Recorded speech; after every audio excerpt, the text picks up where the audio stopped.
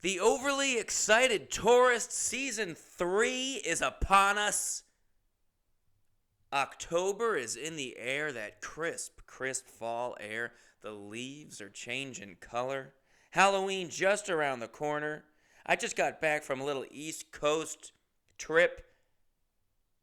And your Carolina Panthers are above 500 for the first time since week 10 of 2021. A lot to discuss here on episode 45 of Laser Show. 45 like Trump, and if you listen to this this is very much a pro-Trump podcast. No King's Day, get lost. He's my king. He's our king. And it's not just because he's hot. It's not just because he's hot. He has good ideas, like this ballroom, for example, which, just like Overly Excited Tourist Season 3, is currently underway and is more important to discuss than the death of Charlie Kirk. This podcast contains lasers that may trigger seizures in photosensitive viewers. Listener discretion is advised. This is Laser Show. Pump up the volume, pump up the volume, pump up the volume, dance, dance.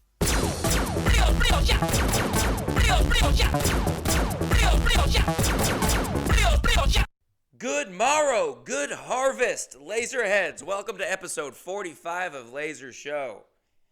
I am your host, Gucci Greatness, Dr. Drip, the Fabergé Fiend, Guac Daddy, 3-time Employee of the Week, 1-time Employee of the Month, and 2nd Alderman of the 3rd Ward of Cass County, Missouri, Ryan O'Flanagan.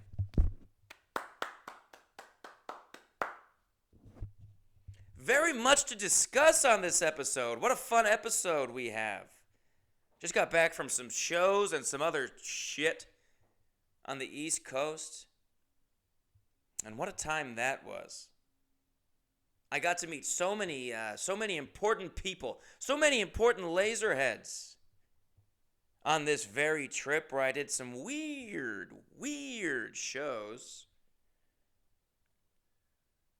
Kind of hard to gauge where my career is at with these very shows. But I haven't talked to you guys since the Overly Excited Tourist Season 3 has dropped 2 hot episodes, and they're doing well. Both of them I've put out now Cincinnati and Indianapolis. Speaking of weird shows, yikes, that Indianapolis show. But at least I got this Overly Excited Tourist video out of the deal. And they've both done pretty well. They're both over 100,000 views on TikTok. And TikTok is live. TikTok is God. TikTok is king. Now, if you're going to celebrate No King's Day, you got to admit TikTok is king. I'm going to try to learn about monetization. I just approved monetization on my TikTok, which I thought I had going the whole time. I guess I don't. I don't make a penny from TikTok, but I know people that do. I have friends that do who have accounts, and they go, "Yeah, TikTok just sends me money." I go, "I want money." I have almost no money at all. Actually, that's not true. I have negative money. I have 3 credit cards that are stacked to the gills, packed deep in their ass, with money that I owe, and I have less than that money in my account. But, so I turned on monetization. If anyone knows anything about that, hit me up. I turned on some sort of monetization toggle. But I also get on TikTok a lot of messages. They're not messages, but they're just, I guess, notifications, or they're invites. I get invites from brands to promote their brand. But it's just it's not like a person reaching out. It's just I get dozens of them. So they're hard to take seriously when you get them all the time. And they'll be like women's vitamins. Hey, do you want to promote these women's vitamin gummies? And you'll get $1 for every purchase or something? I don't know if that's how it works. It's really hard to understand what these messages are trying to say to me. But I I mean, I figure it's worth a shot. I've been ignoring them for years. I could be doing fine financially right now, maybe if I hadn't ignored these for years. But I'm gonna try to. I'm gonna experiment with these. I might be putting out some weird videos on TikTok. I got some so a couple of the products that I've been pitched that I accepted. One was like a ruffled feather, like a Renaissance vest. Why is this being sent to me? Why are women's prenatal vitamin gummies being sent to me? This is why I don't. This is not a real person sending me these things. It's just the bot, the algorithm, AI. God, I love AI. I'm getting also heavy into ChatGPT. I now am a subscriber. $20 a month, completely worth it. Upload a picture, make it be anything you want it to be. How is that not worth $20? That is worth. I would pay $10,000 a month for that technology. I have gotten a lot of joy out of these pictures and videos that I'm creating, just high in my bed by myself. But anyway, the tours videos, 2 have come out, 6 left to go. I filmed the final video of season 3 on this very trip, so now I have 2 out in the airwaves, and I got 6 in the can. And you know what I'm going to start doing? I'm going to start putting out surveys the day before or a couple days before. I'm doing Tourist Tuesdays. Every Tuesday, if you're not caught up, hey, listen, if you're listening to this podcast, you're caught up. You know you've seen both of the videos. There's no way you're a fan of Laser Show and you didn't know that the Taurus videos were out. That's insane. If that's the case, what kind of a fan are you? I appreciate you. You're just a podcast fan? So I'm going to start putting out polls, surveys. Which city would you like to see next? I could get some fan engagement going. I love fan engagement. Now, these 2 videos, I put out Cincinnati, and man, God, have I gotten a lot of comments. Almost all the comments have been positive, but there's a... God, calling... so Cincinnati has chili called Skyline Chili. It's their famous Cincinnati dish. It is spaghetti with kind of cinnamony sauce. It's not even chili, I've been told, technically. It's some sort of Mediterranean sauce or something. But it's got cinnamon, kind of cocoa. I find it delicious. I am a big fan of Skyline Chili. But of course in the video I mispronounced everything, and I called it Starlight Chili or something like that. And the amount of comments of people going, it's Skyline, you prick. Skyline Chili. Like, that's the one thing in the entire 2.5-minute video where every single clip is of me pronouncing something wrong. I'm calling Cincinnati Since You Left Me. I'm calling Cincinnati Cindy's Nasty. Through the whole video, and people go, hey, whoa, hey! Skyline. That's how devoted to their chili these people are. And if you ask 95% of people in the world who have had Skyline Chili what they think, they would say it's not good. I'm actually one of the few people that really, really enjoys Skyline Chili. I think it's delicious. And they give you little soup crackers. It's all over the place. It's a mess of a meal. It makes no sense. It's spaghetti with cinnamon chili sauce and crackers and shredded cheese. And I find it delightful and delectable. And you're going to come at me for pronouncing it wrong in this video where I'm intentionally pronouncing everything wrong? You moron. So the people of Southern Ohio, not the sharpest tools in the shed. Indianapolis, I put out recently, fine. Not a lot of notes on the pronunciations of that one. But people were saying, why didn't you go to the racetrack? Listen, I did. It was closed. Don't you listen to my podcast? I talked about this. I went to the racetrack and it was closed. And aside from the racetrack, boy, oh boy, there ain't a whole lot to do in Indianapolis. Yikes. That's one of those videos where you watch the video and you go, man, yeah, that town fucking sucks. I do make Cincinnati look a little bit fun because at least it was the opening day for the Reds, so there was a lot of activity and the energy. There was a parade that went to the zoo. That's another thing. I go to the zoo because they have a famous hippopotamus, and the overly excited tourist famously, obviously, of course, everyone knows, hates hippopotamuses. He loves dinosaurs. He hates hippopotamuses. That's his two things as far as creatures that he has a feeling about. So I'm like, I gotta go see this famous hippopotamus and talk shit, and I did. And then people were like, you leave Fiona alone. That's our pride and joy. That and our Skyline chili. Fiona was fine. Isn't that also where Harambe died? All sorts of shit is going down in Cincinnati, man. I do like that town. But they need to calm the hell down. Don't be proud to be from there. I would say. I think it's a cool city, but I don't think you should be proud to be from there. Or anything about it, really. But the tourist videos are out. Welcome to Season 3 of the Overly Excited Tourist. Bitch, we are back.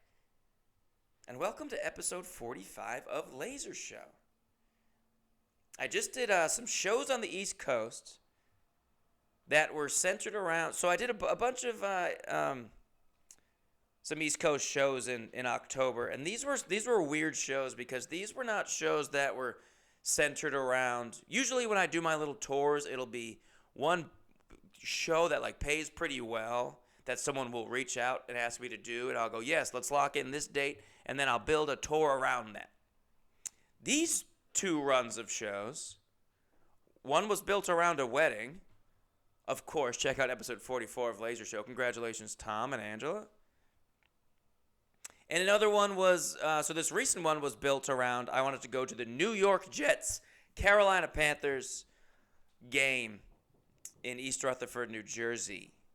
My dad's a Jets fan. My family is a lot of Jets fans. So when they get together every once in a while, they only play each other every 4 years. So we try to get together and watch the game, either in New York or in Charlotte. So we decided to do that, planned that a few months ago. I thought, well, to help pay for that, let me put some shows around that. And I tried so hard. I mean, this was the most amount of emails I've sent for a tour, to try to get a tour together and just get ignored just across the board. So I could only get a couple shows going. But I think I still made out pretty net positive. Emotionally, profoundly net negative. These shows... No, that was fine.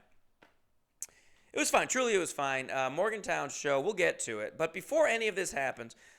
So between these two New York trips that I took, both the wedding and the game were both in New York, 2 weeks apart, you would think I would just stay on the East Coast and do shows. That was the original plan. That was the plan when I... texted my dad and my friend Tom, and I said, let's go to the Panthers-Jets game. I'm going to be in New York for this wedding. Let's make this work. And then I remembered, shit, I have a wedding back in L.A. in between. So I had to come back for a wedding in L.A. where it was a non-wedding. It was a celebration of 10 years for my two friends, and they were not getting married. So it was like an anti-wedding, but they treated it like a wedding. And they had me and my friends Jack and Nick dressed as flower girls, and that was embarrassing. So I came back for that, and it was a pretty good time. But then after that wedding, that was on a Saturday night, we go back, there's an after party, and we go to the after party, and everybody's rip-roaring drunk. I mean, this is just a house that exists to host after parties. Deep in the annals of L.A., it's in Sun Valley, and we go there sometimes, and we just absolutely lose our minds. At this party, it's 2 in the morning. I'm standing next to my friend Mark. There's a pool in the back, but it's 2 in the morning. It's cold out.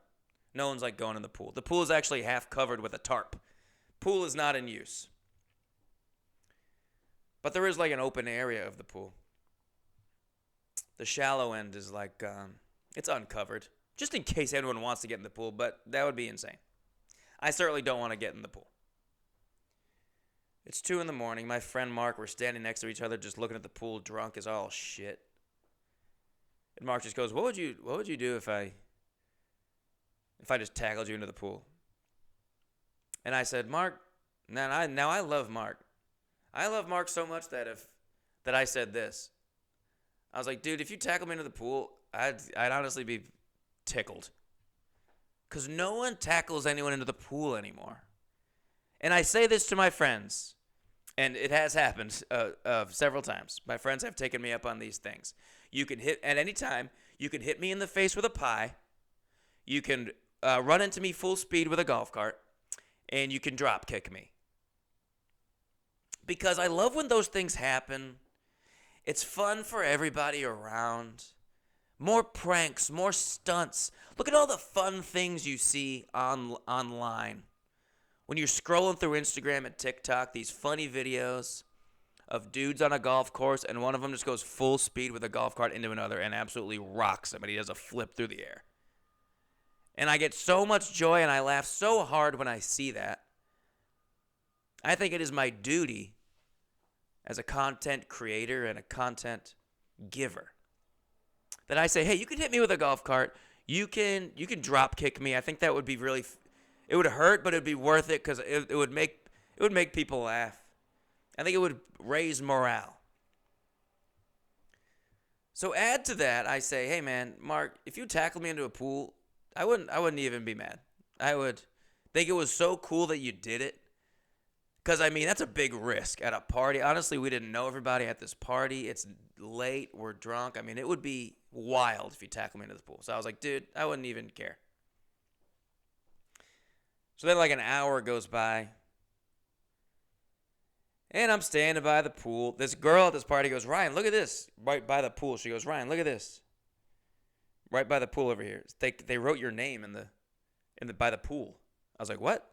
Yeah, look, someone wrote your name by the pool. Look at this. And I start walking over there, and then I stop, and I go, wait, you're not going to tackle me into the pool, are you? And as I'm saying that, Mark comes up from behind, tackles me into the pool. And I'm wearing my wedding suit. At this point, I had changed into, after the dress, I had changed into a suit. So I'm in my suit. Not the jacket, but my nice dress shirt, tie, pants, nice dress pants. Boom, we're in the pool. My phone is in my pocket, which I had considered. That was part of what I had said. I was like, hey, dude, I have an iPhone 12. It would be worth it to be tackled into a pool by one of my best buds. I think that's, it's an inconvenience, a little bit. Oh, I'm going to be wet and cold. Maybe my shitty iPhone 12 gets broken. But for a lifetime of a memory of my buddy tackling me into a pool at this party where, like, a lot of people don't even know us, I think that's worth it. So that's exactly what happened. And as Mark tackled me and I'm soaring through the air, felt like it happened in slow motion. I'm just soaring through the air, heading into the water. And I'm just going into the water in all my clothes. And I'm just going, man, this is living. I am free bird right now. And as I'm soaring through the air, going into the water, of course, the first thing I think is, hey, man, when you get into this water, you got to get your phone out of your pocket.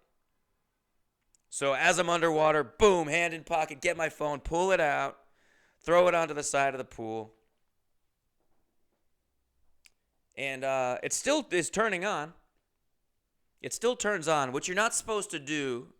And I forgot that part. Once your phone gets wet, don't try to turn it on. Just leave it and put it in rice and then try to turn it on later. But I just wanted to see it. And I was like, dude, look, it still turns on. Everything's okay. And then me and Mark are splashing 2 buds. And then a bunch of people get in the pool. Like fully clothed. Not fully. They were a little more responsible. But yeah, it's like 5 of us ended up getting in the pool. It brought the party to such a level. All because of Mark. But the tarp of the pool is like still mostly on. 3/4 of the pool is covered in a tarp. And me and Mark decide to, let's see if we can swim all the way to the other end of the pool underwater under that tarp. And that was very scary. It's not a super long pool, but it's under a tarp is not something you should be doing. Drunk in dress pants. But we did it. We made it all the way to the other end, kicked off, and then swam all the way back to where we could get above water. And let me tell you, by the end of that, I was completely panicking. And I was just desperate to get to the other end of the pool. And I was like, please don't die. Please. What an embarrassing, stupid way to die. If I just drown under a tarp. And I just start swimming as fast and wildly and frantically as I can. And in the process, I just kick Mark in the face. But I don't care at that point. I'm like, it's your fault we're in this pool. I will kick you in the face to survive. And we come out the other end, and I said, hey, was that your face that I kicked? He goes, yeah. I was like, oh, sorry about that. But, dude, I really panicked. But we made it. So that was a Saturday night. On Sunday, the Panthers they beat the Cowboys to go 3-3. First time being 500 since 2021. And but my phone all day is just it'll turn on briefly, and then it just keeps turning off. It'll stay on for like 30 seconds, and it'll work for that 30 seconds, and then it'll just abruptly turn off. I put it in rice. That doesn't help. The charging port doesn't work, so I can't charge the phone. So I'm like, shit, maybe my phone is actually broken. Sunday was another just day of watching football and being irresponsible. So really, I got my life together on that Monday. And on Monday, I decide, I might need a new phone, because I am leaving on Wednesday morning to go on this East Coast trip where I'm going to be doing shows. I'm also going to be recording a tourist video on my phone. I'm going to be driving long distances with a GPS. I need my phone to be 100% working. And my phone right now isn't 100% working, so I'm going to need to go get a new goddamn phone. And that sucks. But I needed a new phone anyway because I have an iPhone 12. And it honestly looks like shit. Like the videos, my videos and pictures look bad. They look like they were taken on a disposable camera. And my friends will send me videos and pictures from their phone, and it looks so good. It looks so very good. Oh, whoever came up to me after the Morgantown show and had those cool pictures of the show, send those to me. I don't know if you're listening. How would I possibly? I don't remember who you are. So I remember someone had some really good pictures from a Google Pixel. But more and more I realize what a piece of shit my iPhone 12 is. So I'm like, fine, getting rid of it anyway. But I gotta go. I mean, it's Monday. This might even be Tuesday at this point. I'm leaving soon. I don't have time. Normally what I would do is I would go to swappa.com or eBay or something and find a good cheap phone. I'm looking for like maybe a 14, iPhone 14, something like that for, who knows, $300 or something. Used, of course. And then wait for it to arrive. And in the meantime, I'll use my shitty phone that only works 30 seconds at a time and just try to get by. But I don't have time for that. I'm getting on a flight soon, so I have to go get a new phone, a new used phone from just a phone place. Just one of those phone repair places. And the only one near me is this place called like We Fix It or some shit like that. It's like right on Hollywood Boulevard, like Walk of Fame, bullshit, tourist trap, phone repair for people that would buy a phone from a used phone place on fucking Hollywood Boulevard. That's the kind of place this is.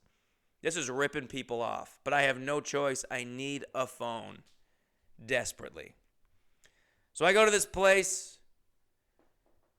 They got an iPhone 13 for $400. I'm like, $400? I have an iPhone 12, and it's worthless, especially now that it's been ruined.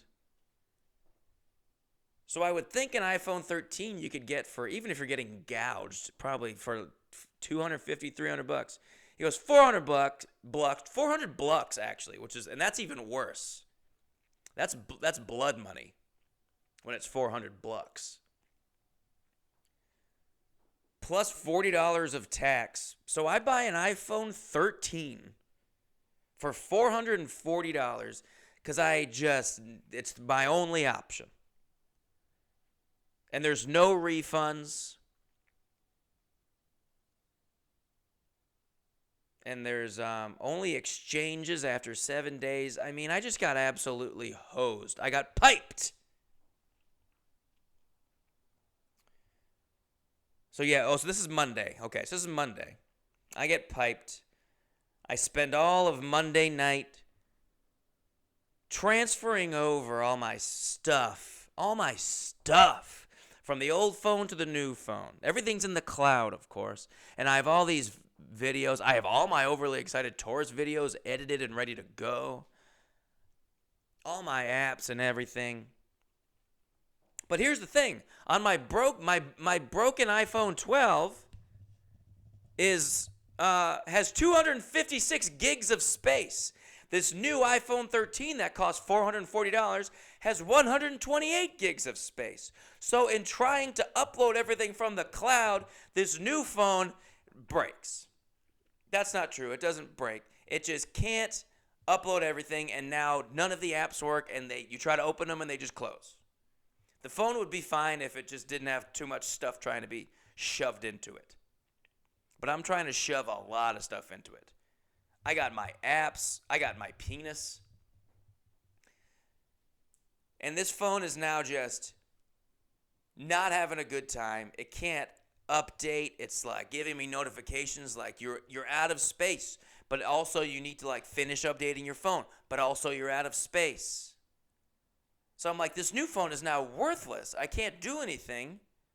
It's completely packed to the gills with like some of my stuff. Not all of it. Some of it. I got a bunch of pictures. I got a bunch of apps. I didn't realize I had so much stuff. It's an iPhone 12. I didn't know I had that much stuff. I feel like I don't have a lot of stuff. In my mind's eye. But this new iPhone 13, it disagrees. Meanwhile, my broken iPhone 12 that kept turning off, it starts working again. And it doesn't turn off all the time. Now, the charging port doesn't work. I had to buy a wireless charging thing that charges it via magnet, and I don't understand that at all. I mean, I can't even start to process that technology. And that's old technology. Because my iPhone 12 uses it. And my iPhone 12 is, I believe, from 1998. How are things charging with a magnet? How, if I may ask, are things charging with a magnet? How are things that are not connected transferring energy to each other? What is going on? Everything's happening so fast, and everything happened fast a really long time ago, and I'm just getting hip to it now, and I don't care for it. Unless it's ChatGPT. That I can get behind. But so now I got my old phone working, minus the charging ports. That sucks, but it's okay. I can still charge it. And now this new phone I can't make work, and I can't return it, and I just spent $440 on it. And with that, I head to my trip. I got 3 nights of shows and a Jets game I gotta go to. I get to go to. And so I go with both of my phones and all of my potential chargers. I got lightning cables. I got wireless chargers. I got 2 phones. And I travel on out to Pittsburgh, Pennsylvania, pick up my first show is in Morgantown, West Virginia, which was an hour and a half drive from Pittsburgh. Much cheaper to drive into Pittsburgh, to fly into Pittsburgh. So that's what I did. Flew into Pittsburgh early morning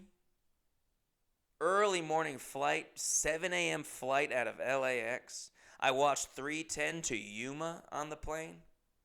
I don't think I've ever seen 310 to Yuma. I really like 310 to Yuma. It's a Western. Good guy, Christian Bale. Bad guy, Russell Crowe. A Western, mind you. I love an outlaw. You know what I was realizing about these outlaws? Here's why I can never be an outlaw. There was one scene, and they do this in Westerns all the time. Russell Crowe, he just like he storms into town. Oh no, it's him! Everybody run! It's that guy we all know about. Because people just know about real bad guys back in the day, and they go, oh shit, he's here with all his horses.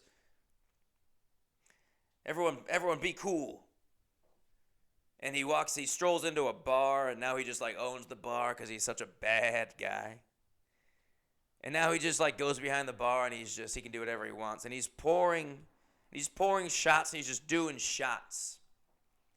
And he's like flirting with oh my God, he's like talking to the woman that works at the bar that he makes out with her. That's how bad of a guy he is. They weren't even married.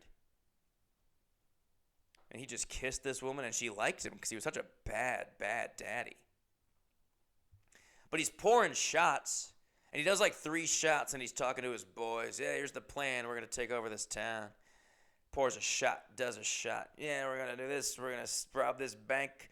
Pours a shot, does a shot. And then he goes out, and he kisses this woman, and then he goes out to go like take over the town.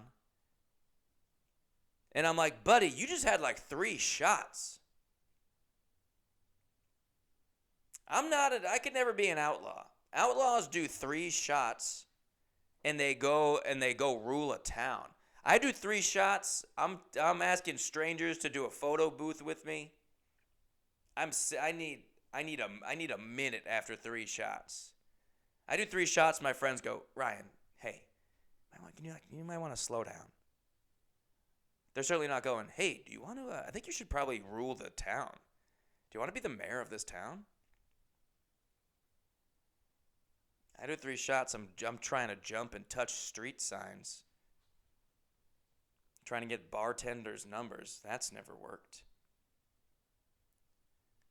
Anyway, I get to Pittsburgh, and I get a rental car, and I get a Jeep Patriot. And guess what? This is a 2025 Jeep Patriot. And the girl at the dollar rental car, she says, "You're gonna want a Jeep Patriot because Morgantown's got a lot of potholes." I said, "Okay, sister, I know exactly what you mean." I get in this 2025 Jeep Patriot. Can't emphasize enough. This is a 2025 Jeep Patriot, and guess what this Jeep Patriot has, folks? You guessed it, a regular USB port. A regular USB port next to a USB-C port, which is what I've been asking for these past few episodes. If you're a true laserhead, you know.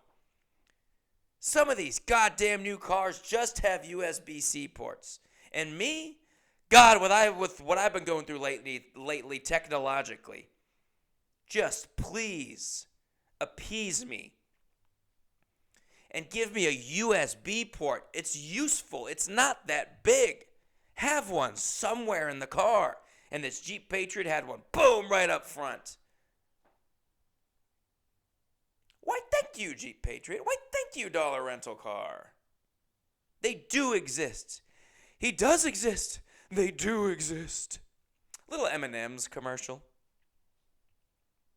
I drive my Jeep Patriot down to Morgantown, West Virginia, where I have my favorite thing in the whole wide world, a free night with no shows, and all I have to do is just be by myself and drink at bars. I love doing that. Because then the next night is the show, and I have all this material about all the bars I went to. Easy peasy. You just talk about the bars you went to. Oh, I guess I have, just for research purposes, I have to go drink by myself all night. And I went to 3 bars by myself in Morgantown, West Virginia, just because I went online. I went on Reddit, and I looked at what are the best bars you got to go to. The must-go-to bars in Morgantown, West Virginia. They said you got to go to Mario's Fish Bowl. So first off, I go to Mario's Fish Bowl. And a lot of people thumbsed up Mario's Fish Bowl. They said, you got to get the hot dogs at Mario's Fish Bowl. I said, no, probably not that. I don't know if I'm going to get a hot dog I don't like getting a hot dog at a bar Really? I like a hot dog, but I think you should be outside if you're eating a hot dog. Hot dogs are meant to be outside. That's my hot take. That's a hot take on a hot dog. So I went to Mario's Fishbowl and sat down at the bar. I was the only one sitting down at the bar. There wasn't a lot of people there. It was pretty cold out. And I sit down at the bar, which was very uncomfortable. The bar was not really friendly for sitting down. It was like stools, but the stool was just right up against a wooden the bar. There was no place for your legs to go. My legs were just spread out completely flat to the side of both sides of me, just stretching that groin. But, you know, a bar's a bar. And I sit down. I see they have Sam Adams Oktoberfest. I say, ooh, I'll do a Sam Adams Oktoberfest. It's October, and I love Sam Adams Oktoberfest. And they bring me my Sam Adams Oktoberfest, and I realized why this place is called Mario's Fishbowl, and that is because they serve you drinks in a fishbowl. Just a big bowl. You know, one of those big bowls you might get like at a bar that's like a big bowl. Not a fish bowl like you would actually have an actual fish in. It would have to be a pretty small fish. But just too much of a thing to be drinking a beer out of. You have to hold it with two hands, and then you just look like a little boy. You're drinking like you're drinking juice. And I'm sitting there with my legs dangling. They don't touch the ground. Drinking my fish bowl of Sam Adams. I got like a chicken cheese steak. It was not good. And the fries, I got fries. They were not good. They were just they were nothing. They were just these hard crisps with, I don't think there was any potato in them at all. I got one fish bowl of Sam Adams, which was about 40 ounces of Sam Adams. And I moved on to the next bar, which was Apothecary. A lot of people say, go to Apothecary, nice beer bar. They have a lot of taps of beer. I go to Apothecary. It's fine. There's a band out back playing. I go listen to the band. They were fine. And I go inside because it was so cold. And there was a guy inside at Apothecary really holding court. He was talking to these two guys who were some sort of I don't know. They had dark skin. They look like maybe I have no idea where they're from. But this guy was I just hear him saying, "Man, the countries in Africa, if you put Mauritania over a map of the U.S., it's the size of the whole East Coast. I mean, the countries out there are just huge." So maybe these guys were from Mauritania. I just found it interesting. This absolute hillbilly of a man was just yammering about the size of Mauritania. But Apothecary was kind of lame. I moved on to Jeans. Jeans is like a dive bar, they say. Reddit said Jeans is a must.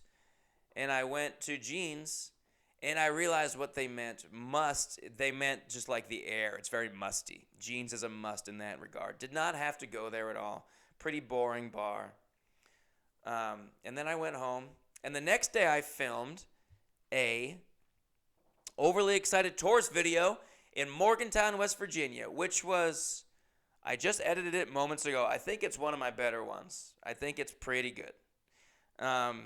But the most notable thing that happened, look, I was very excited to go to Morgantown because the University of West Virginia is there.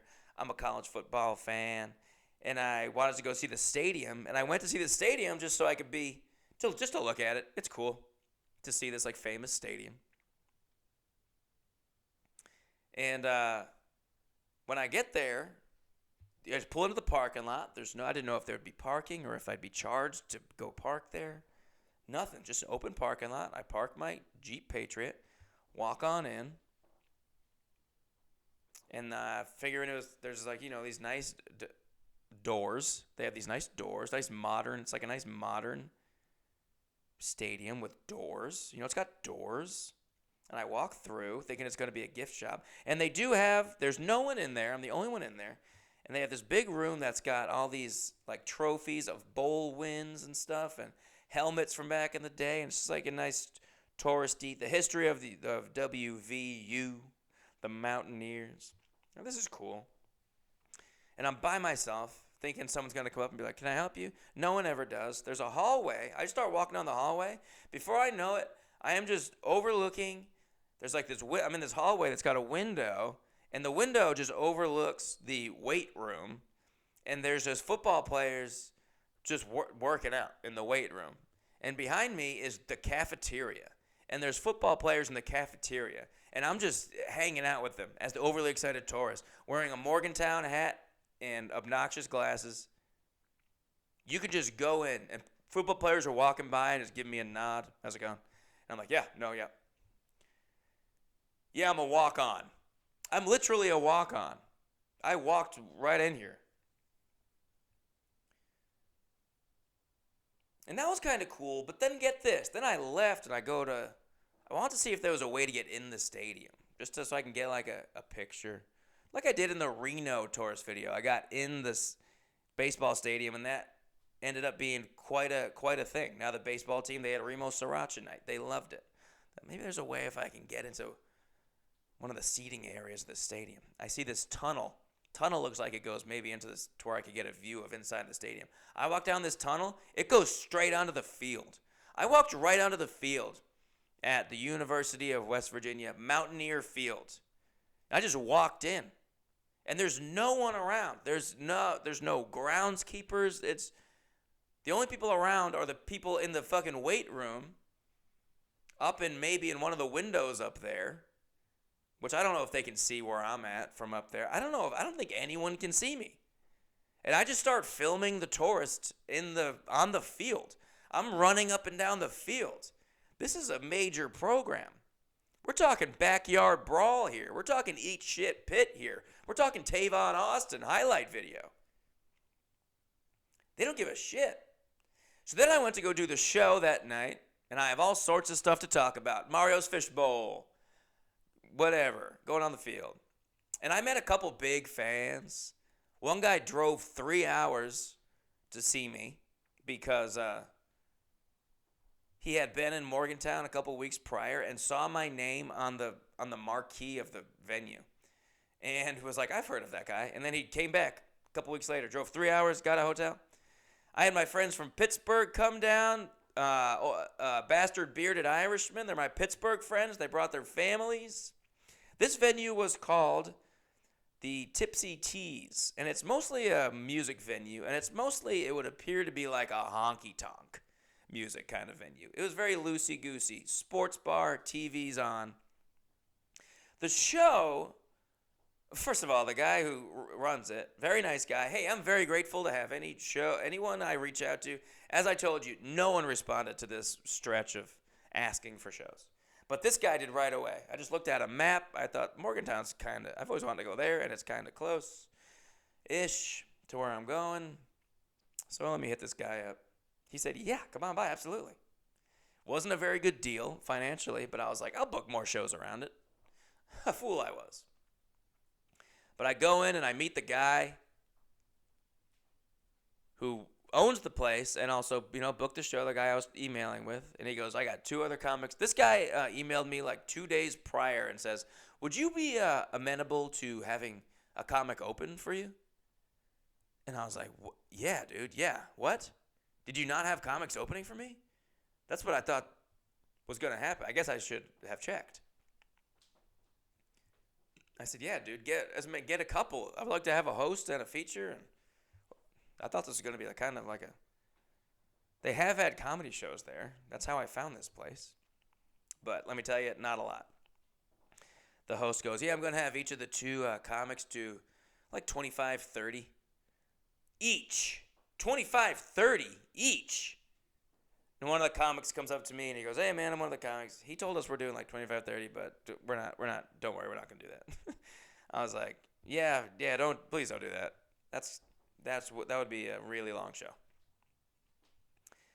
And we get maybe, I don't know, 20 people in this little seating area. It's normally like a dance area for honky tonks, I suppose. A quarter of them are my friends who drove down from Pittsburgh. Another quarter is that guy who drove 3 hours and his friends. And these two girls who came to see me in D.C. in 2017, they came and sat right up front. But generally pretty, sparse situation. All the TVs have been left on, and the Steelers are playing on Thursday Night Football. This is a Steelers town. And look, they're not going to turn off the Steelers game for Ryan O'Flanagan. And the host, so the guy who runs the place, who was going to give both of the comics half an hour each before me, he goes up to start the show, and he's just reading our bios off of his phone. And he's reading first of all the comics going before me, no one's having a good time. It's quiet. It's clear from the jump that this is just not going to be a good show. There's no crowd response. It's just too big of a room. It's no one's fault. It's just too big of a room, too few people. All the TVs are on. There's a big picture of me behind the stage. They have like a projector or a TV, maybe it was. And it's just a big ass picture of me. It's the flyer for the show is just lit up behind the performers at all time. The performers are backlit by the poster of the show that's just a big picture of me. And the guy running it is just not a great host. He's on his phone just with no energy reading the bios of the people he's bringing up. And he does that thing where he says the person's name at the beginning and then reads about them. So your next comic, Andrew Dempapa, you're supposed to say all this stuff and then say the person's name at the end. It's a build-up. Christ. So the two comics go before me. They have a terrible time. It didn't go great. Not their fault. They were both funny. The crowd's just not into it. There's kids there. And then he goes to bring me up, and he told me I could do as much time as I want. And believe me, by this point, I had seen what the show was going to be. I had just start drinking heavily. And the guy who drove 3 hours, he got me a shot, and I'm getting free drinks. So I'm just like, well, fuck it. I don't need to be professional at this one. This guy's giving me an intro, and he's just reading my bio off my website.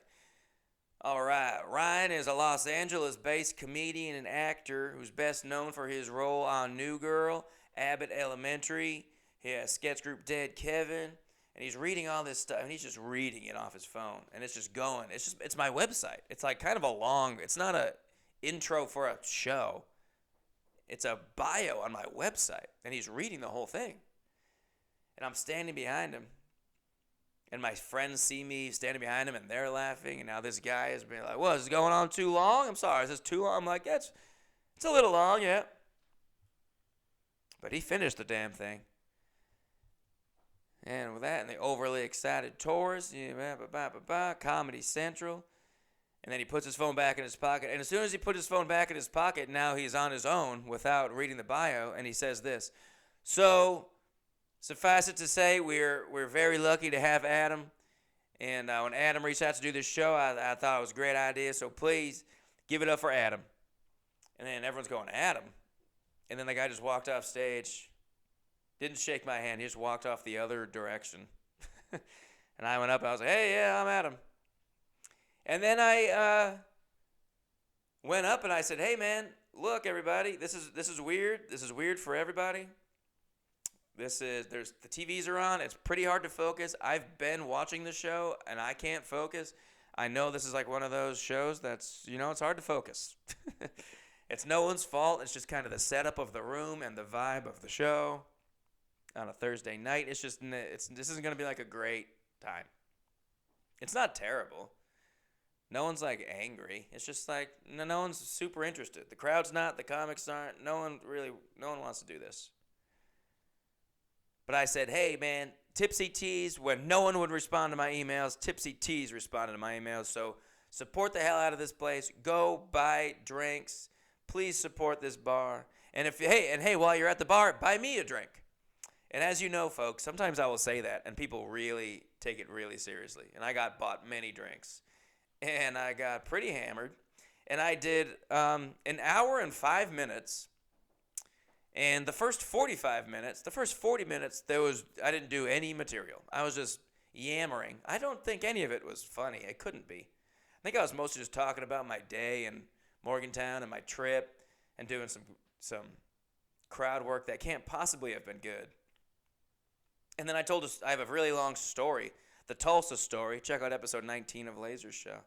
I've been doing that story on stage, but it is long. And I did that to close out the show, and there's a big pop ending that gets a big laugh, and it did not get a big laugh at all. I said, well, that was it. That was an hour and 5 minutes of me drunkenly blabbing, and afterwards hung out with some people and had a good time and sold a little bit of merch, and that was Morgantown. The next day I have to wake up and do a Zoom radio interview for for me growing up, 92 Pro FM, based out of Providence, Rhode Island. That was the radio station, and it still is. It's the number one radio station in Providence, I think. It's like a pop station. There was like 92 Pro FM, and there was Hot 106, Kicks 106. They changed at some point throughout my childhood. But 92 Pro FM that's the number one like pop music station in Providence.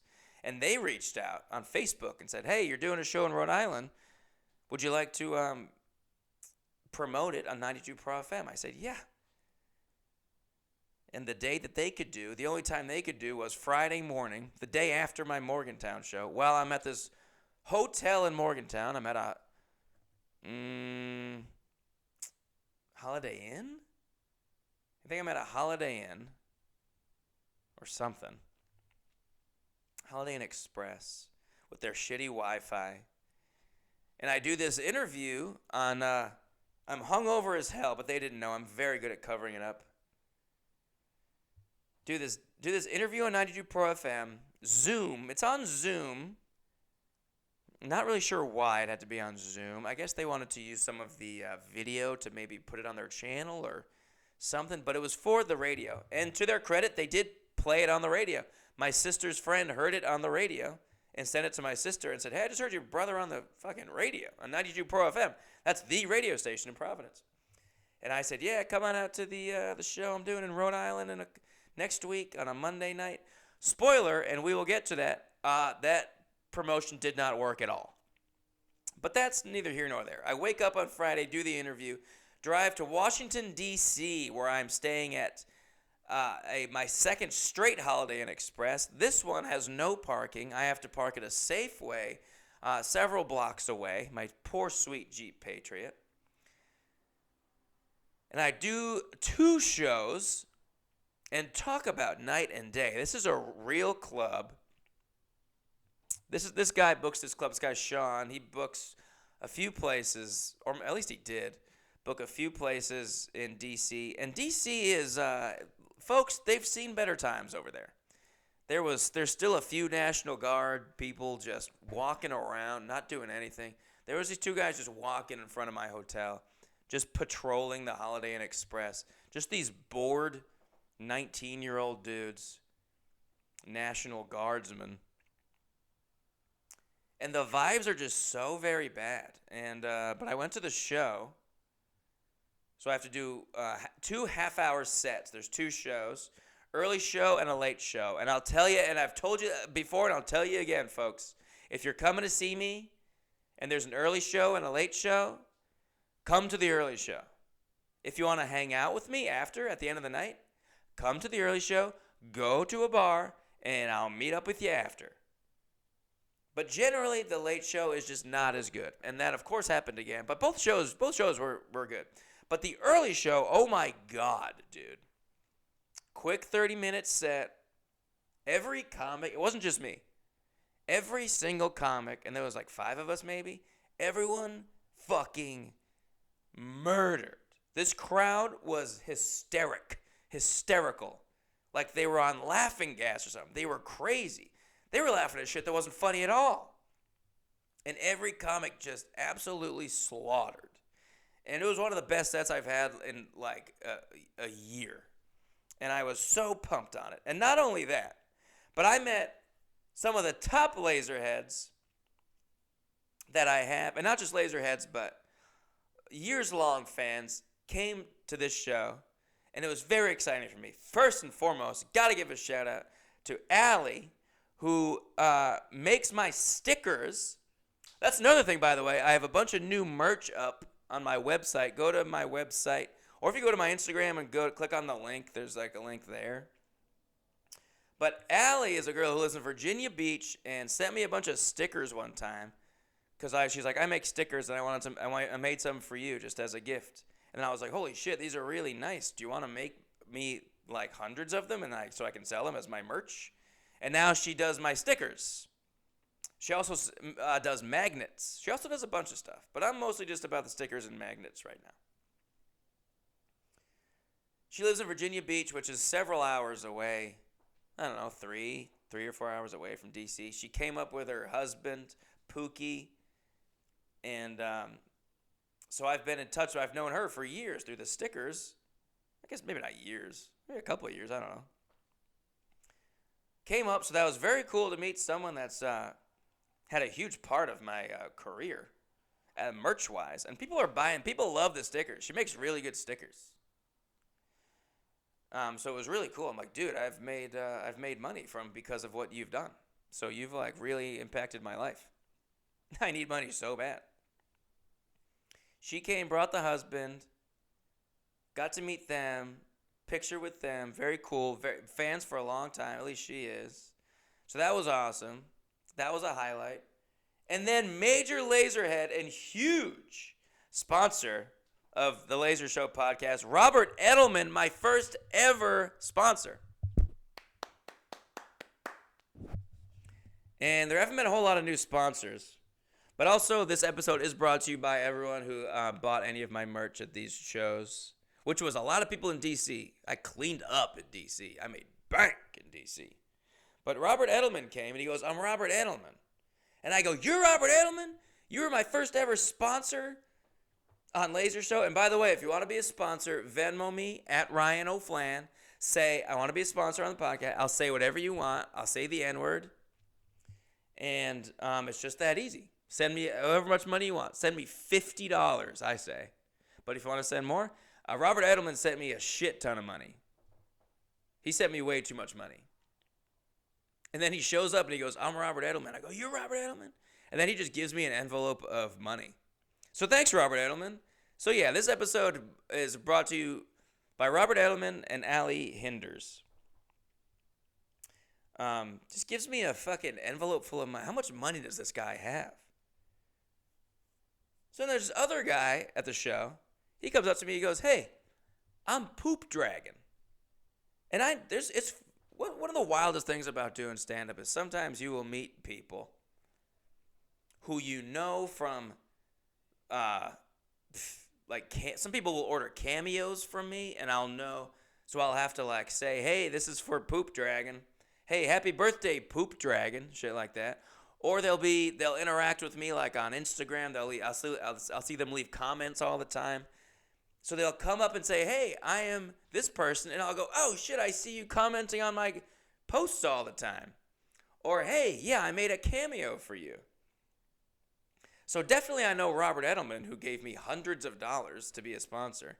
And definitely I know Poop Dragon because he and his brother send each other like cameos and shit. And I also met his brother in Philly, brother of Poop Dragon. He came up and goes, hey, I'm Poop Dragon's brother. I was like, oh, shit, I know Poop Dragon from Cameo. Get this, Robert Edelman and Poop Dragon are friends. And they came to the show together. I was like, Robert Edelman and Poop Dragon are friends? I didn't know. I don't know where you guys live. I don't know who you are. How the hell do you guys know each other? I would never think Robert Edelman and Poop Dragon. Those names just don't sound like they would be friends. All due respect. But they are good friends. And another thing, Robert, I know you're listening to this. Robert, I may be wrong. Someone's wife, this night was very blurry, but I think it was Robert Edelman's wife. But someone's wife made me cookies. The wife did not come to the show. I remember it being Robert Edelman, but I might just be getting mixed up. because I met a lot of people this night. Let's just say for now it was Robert Edelman's wife. Robert's like, hey, my wife made you cookies. And it's a Tupperware of cookies that were, you wouldn't believe how good these cookies were. So it must have been Robert Edelman, because Robert Edelman, if you're a laserhead, you know. And Robert's a major laserhead. Major laserhead. I wonder if that's what major laser fans are called. If you listen to this podcast, especially the last episode where I talked about that wedding in the dessert room, you know I'm a chocolate fiend. I just want to eat chocolate all the time. I don't think there's anything better. I really don't. I think maybe Cinnamon Toast Crunch is one thing I can think of that, like, I don't know, maybe that's like as good as chocolate. That's not chocolate. Everything else just has to have chocolate in it to taste as good as it could possibly taste. Reese's Peanut Butter Cups. Yeah. Those are probably the best candy. But it's really the chocolate. Have Reese's Peanut Butter on its own. Have a scoop of Reese's Peanut Butter. See how it does when it can't hide behind chocolate. I'm just a major chocolate guy. And this wife made me a Tupperware of like 12 cookies, and they were double chocolate cookies. These were chocolate cookies with chocolate chips in them. And they were so perfectly done. I couldn't believe it when I took my first bite. I couldn't believe it. I mean, this wife, to be the husband of this wife. How Robert Edelman isn't, and he's not fat. He's a skinny guy. I'd be the fattest piece of shit. So thank you to whoever's wife that was. I think it was Robert Edelman's wife. She listed the ingredients. Put a little thing with all the ingredients on it, just in case. Honey, I ain't got no allergies. I ain't got no food limitations. Give me all the chocolate. I also got a note. How is this? I also got a note that I should, if I could raise my volume when recording this podcast. And my response to that is this. You have the volume. I just have the speaking, but you actually have the volume to turn me up. If you're listening, volume is like for hearing, so you can actually turn up the volume. I can only raise my voice like this. Is this what you want? For me to yell like Will Ferrell? Like Tim Robinson? I can't hold that for that long. Second show in D.C. was good. Not as good, but good. My friend Sally from Boston College lives in D.C. One of my most loyal friends that comes to my shows. Whenever I'm in D.C., Sally comes out, and then we go out on the town. She's come to see me every single time I've done stand-up in D.C. And a lot of my friends, man, they say, hey, when are you going to come to work? When are you gonna? And I do, and they don't fucking come. So shut up. Shut up. We'll get to that soon. Because I did a show back home, and I had one friend from high school come, and you'll never believe who it was, folks. So that was D.C. After D.C., I head to New Jersey, Verona, New Jersey, where my uncle lives, where I am to spend a weekend with my dad and my uncle and my aunt and my cousin. And we're going to go to the Jets game. And so I get in on Saturday, have drinks and dinner with my dad and my uncle. My cousin shows up. My cousin lives in Brooklyn. We go out on the town in Verona. No, we didn't go to Verona. We went to Caldwell, New Jersey, and we go to a bar, one of the bars where she was young. Shout out Cousin Emily. We go to a bar, have a fun night at this bar, and she taught me something that I can't believe I never knew about, and it is lighting your thumb on fire after dipping it in Rumplemints. And boy, oh boy, am I going to be ordering Rumplemints a lot and doing this, because it's really easy to do, and you could just light your thumb on fire. You just lick your thumb so you don't get burnt, dip it in the rump, and then light it on fire. And I got a video of it. Go to Instagram.com/RyanO'Flan for that. Then the next day we go to the New York Jets, Carolina Panthers Week 7 potential Super Bowl matchup. The 0-6 New York Jets, the 3-3 Carolina Panthers. We got club seats. We got my dad, we got my cousin, we got Tom and his wife and my friend Chris, and we got 2 other cousins and their kids. A shit ton of us all go to this game. And it was 13-6. It was the worst game I've ever been to, but it was maybe the most fun. Doesn't that say something? And just a fun group, hanging out, club seats, best seat in the house for the worst game of the year. Go Panthers. It was very fun afterwards, talking to Panthers fans, going around high-fiving Panthers fans. It didn't feel good to beat the Jets 13-6. It feels like a loss. Anything else of note about that game? Not really. I mean, the tailgate, we tailgated before and after, and it was just fun to see my dad meet my friends and my cousin meet my friends, and then went back home to my uncle's and went to bed at 9 o'clock. I was so tired. And then on Monday, drive all the way to Massachusetts, go back home to Seekonk, Mass, where I'm from, see my mommy. Hi, Mommy. And then it is time for the show that I have been the most nervous about of any show for a while. I get real stressed out performing back home. And now I have a show on a Monday night. This is the show I did a promo for on 92 Pro FM. Where am I? Let's see how long I've been talking. Okay, not bad. A little over an hour. I have a show in Narragansett, Rhode Island. This guy reached out on Instagram and said, hey, if you're ever in the area, I just became the manager of this bar in Narragansett, restaurant, and I'm trying to, do comedy shows here. And let me know. We'll do something cool. We'll pay you good. I said, dude, I'm going to be in the area in October. So we tacked on this show. Was supposed to be a Tuesday, which was already kind of a bad night to do a show. Got moved to a Monday. I don't know. Never asked why. But it's just this Monday night in Narragansett. I have some cousins live in Narragansett. A lot of cousins on this trip. I saw like 5 cousins on this trip. That's not true. I saw 3 cousins on this trip. And my family all came. My parents came. My sister Lauren, Major Laserhead, made it to the Elk. I haven't seen my sister in a minute. She comes up to me and goes, hey, made it to the Elk. I said, ha ha ha. And she goes, I don't know what that means, though. Hey, if you know, you know. If you don't, you don't. Just let me know if you did it. Let me know if you made it to the Elk.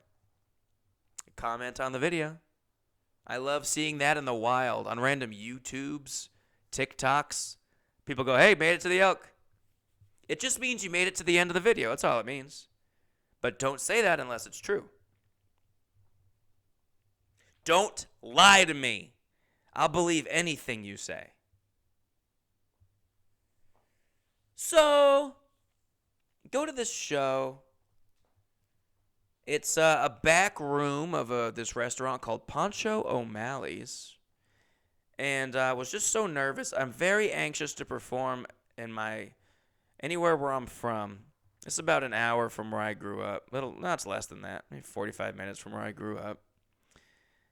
And I just get nervous to perform in front of my family and my friends. It's just like a different level of, you don't want to let them down. You don't want to. And I've bombed in front of my family before. Pretty bad. I've also done really well in front of them. But the show was pretty much exactly what I thought it was going to be. Just kind of a sparsely attended. Maybe 25 people came out. And which was very nice. There were some people. There were some big fans. That's really cool. And it was such a poorly attended show. I said, hey, I got merch in the back, and it's all for free. Just take it. I didn't charge for merch. I was like, please, it'll help me fit stuff in my suitcase. Please just take it. The fact that you came and paid money to go to this show, that's like kind of like a what are we doing here kind of a feel. And the show, it was okay. My family, they were laughing. That felt good. I did quite a while. I did about an hour, I think a little over an hour. No, I did an hour and 5. So what did I do in fucking Morgantown? I must have done like an hour 20. I had some long, long sets. But as far as people who came to this show, another thing I was nervous about is who's gonna come. Are high school friends gonna come to this show? Who's gonna show up outside my family? So my family comes: parents, sister's friend, cousin's wife. Is anyone from my high school gonna show up? Guess 2 people walked through the door before the show. The Millers. My prom date's parents. Shout out to the Millers. What nice people.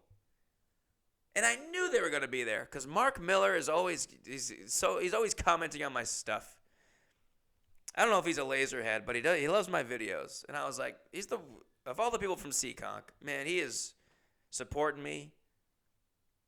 This is my high school crush. This is her parents. She didn't come herself. She had something to do. Study for a test or some gay shit. But they came, and it was trippy as hell seeing them there.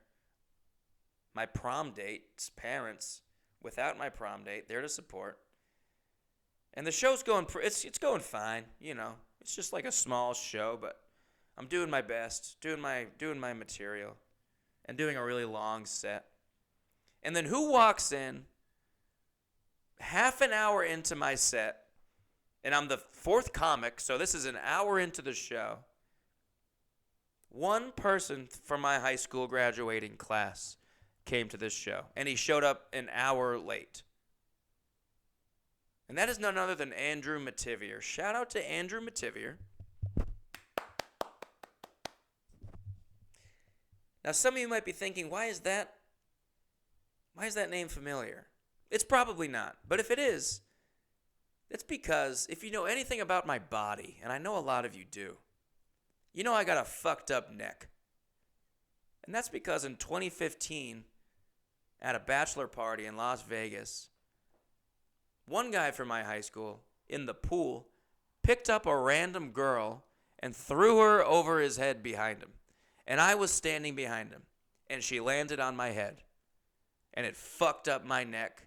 I think I got briefly knocked out. I came to underwater, and I was seeing stars and bubbles. And I couldn't turn my head. And the girl, broke a rib or something. She got carried out of the pool and carried to the hospital. And I couldn't turn my head for the rest of the bachelor party, that's for sure.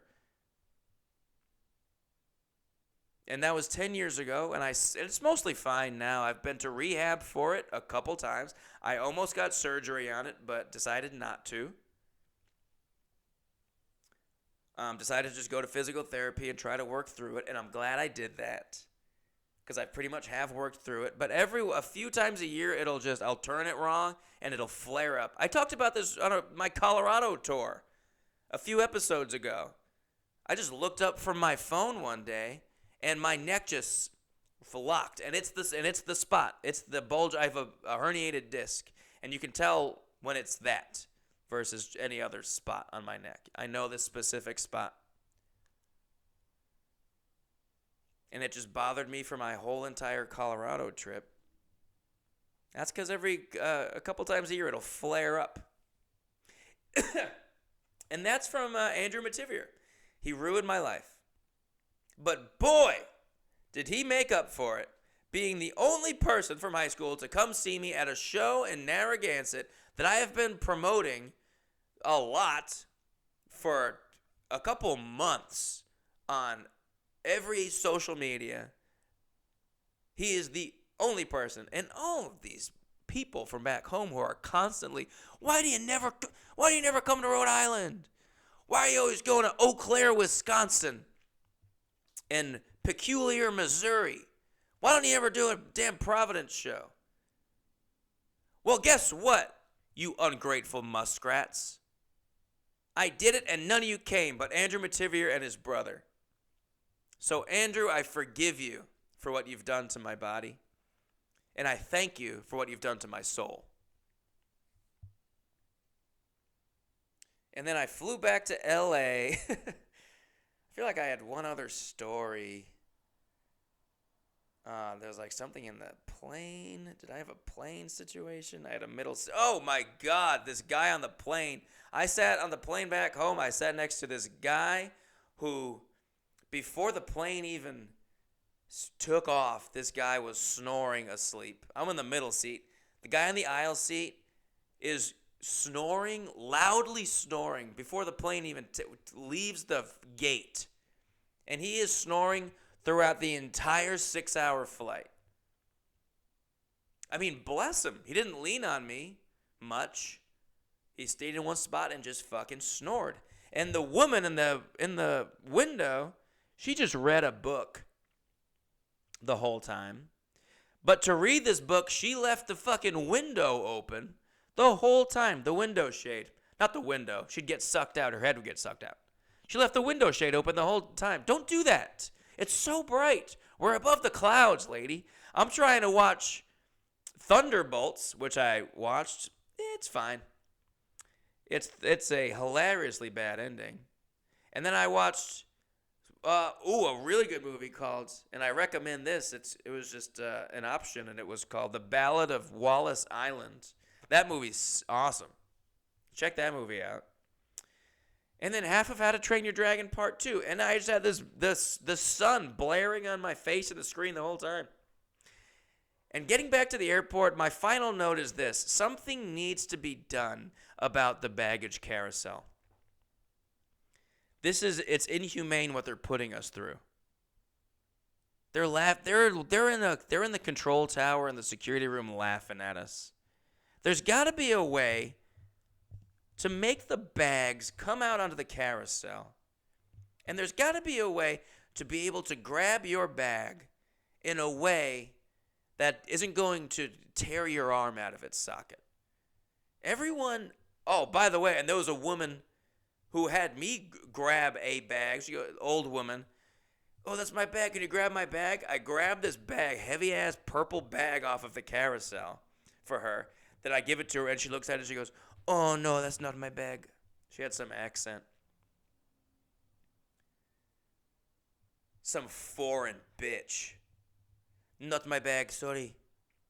I gotta throw some stranger's bag back on the carousel. It is so difficult to grab, especially if you got a big bag. And if you're checking your bag, it's probably a pretty big bag. To chase after it as it's being physically pulled away from you and try to yank it off.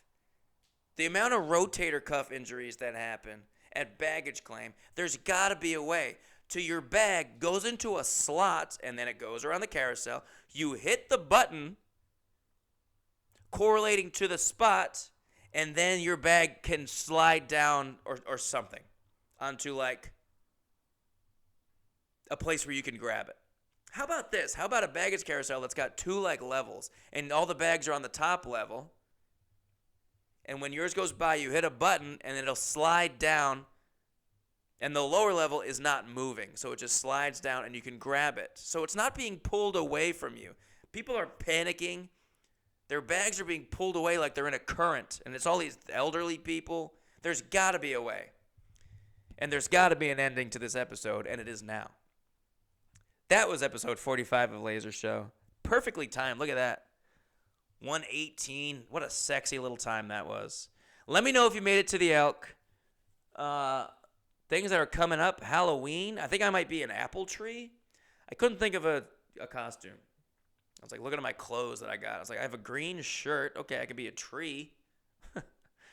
And I went on Amazon and I just bought some apple ornaments that are apples, and I can just safety pin those all around my torso, and I can be an apple tree. That's option number one. That's a backup case I can't think of anything else. I wanted to be Rambo, but I couldn't find a good enough. I want to be Rambo when he's wearing that, like, smock in First Blood, that, like, canvas that he finds in the forest, and then just get a bandana thing. But I couldn't find a good enough canvas to put on, and that would be pretty uncomfortable to be wearing all night. Why do I care about what I'm going to wear for Halloween when I'm 37 years old? Because I like to party. But that was episode 45. Let me know if you made it to the Elk. I love you all. Feel free to sponsor me. Oh, shows are coming. I'm booking some shows already for spring. We got Pittsburgh. We got bunch of. I'm back in the Midwest. It's all I fucking do is go to the Midwest. That's where the comedy is. A lot more Wisconsin. I'm doing Milwaukee, Eau Claire, Chicago. I got Pittsburgh. If you are around and Minneapolis, just booked a couple. That's it. That's all of them. So if you live around any of those places and want to me to add to that or perform in your city, if you have a venue, please hit me up. No one responds to my emails. But until then, pump up the volume, pump up the volume, pump up the volume, dance, dance.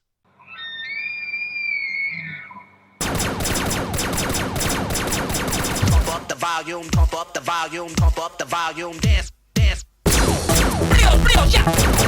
Brio, brio, ya. Brio, brio, ya.